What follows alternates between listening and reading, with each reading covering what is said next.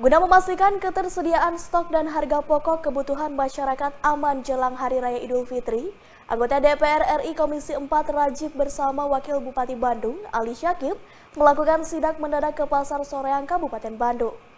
Pihaknya akan memastikan bahwa stok barang dan harga kepokmas di Pasar Soreang aman hingga Hari Raya Idul Fitri nanti. Anggota DPR RI Komisi 4 Rajif bersama Wakil Bupati Bandung Ali Syakib melakukan sidak mendadak ke Pasar Soreang, Kabupaten Bandung.